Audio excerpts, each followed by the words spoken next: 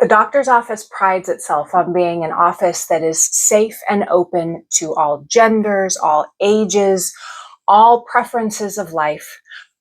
But today is not that day. Today, this is all about the ladies. Sorry, boys. So for those of you that have lady bits downstairs, today we're going to talk a little bit about some of the treatment options that are out there for us.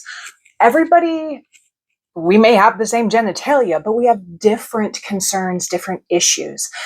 Today, I'm going to focus a little bit on one of the more specific treatments and conditions that I've been noticing a lot of women complaining about. But at the end of this video, I am going to post a little blurb with a couple of comments and suggestions about some other female downstairs lady bits issues that you might be experiencing and what at least a couple of the options for treatment are.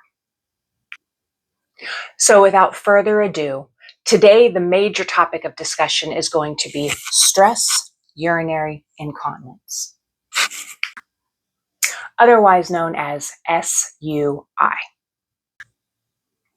SUI is that pesky problem some of us have where when we laugh or sneeze or go to the gym and do certain types of workout, we leak a little bit of urine with those activities. This is something that's not uncommon to happen with age. Often it's seen after pregnancies and childbearing. But unfortunately, it's something that affects quality of life. So this is not so much a vanity problem. This is about, we have something that's interrupting us just living our daily lives, and that's not okay. So why do we get SUI?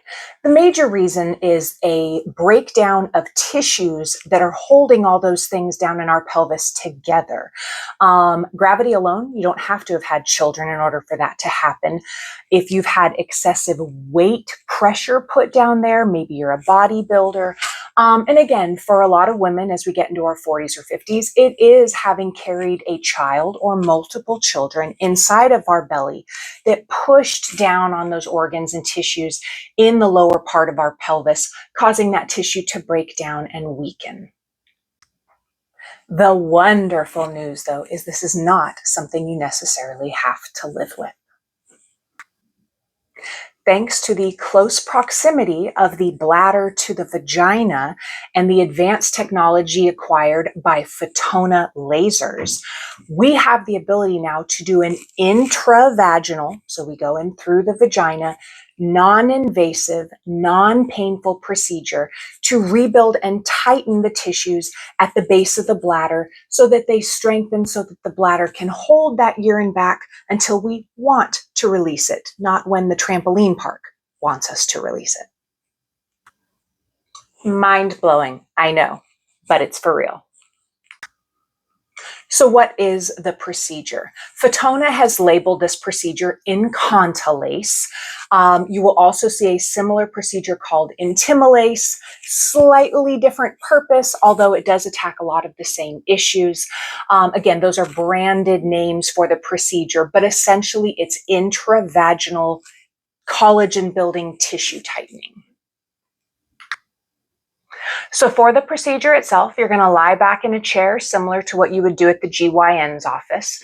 And we're going to use a special glass speculum or glass tube to go inside the vagina. And then the laser handpiece is actually going to go inside of that speculum.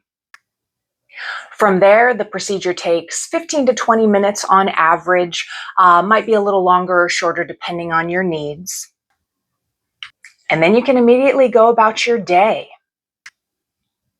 The procedure is relatively painless. There are a few points where it feels a little warm, but this is not an uncomfortable procedure. And again, it's fairly quick. I like to remind patients the changes that have gone on in our body, the development of this SUI, it did not happen overnight. And therefore, it is reasonable that the treatment and correction of it is also not going to happen overnight. How many procedures somebody requires varies dramatically depending on their personal conditions. However, we typically start off with a series of about 3 treatments. And honestly, most women have dramatic improvement after just those 3. It definitely is possible that somebody might feel that much better after a single treatment, and it's also possible that some folks are going to need a couple more. But we have to start with 3 treatments to get to 4 treatments to get to 6 treatments, so 3 is a wonderful place to start. So what do you need to do in preparation? We do encourage patients to get a pap smear within 12 months, within 1 year of starting their Incontilase procedures, just to make sure that there aren't any other medical conditions going on down there while we're working. And we prefer patients not be menstruating at the time of the procedure. After having had this procedure done, there really is no significant downtime or issues. I'm supposed to warn you about not having sexual intercourse for a day or 2 after. However, come in for a consultation. I'll explain to you why that's not necessarily the case. Treatments are typically spaced about 4 to 6 weeks apart. And again, after a series of 3 treatments, we stop, we assess. If we feel like we need to do more, we do more. If we're happy where things are at, then we can enter what we consider maintenance phase, where once or twice a year, depending on your body, we go in and do the exact same procedure just to keep things tight and the way we like them. Ladies, we have enough things to worry about. Leaking a little bit of urine while you're laughing at your husband's bad dad jokes shouldn't be one of them. Please come in for a free consultation. Would love to discuss with you some of the benefits of the Incontilase procedure, or any other GYN lady part related issues you might want to discuss.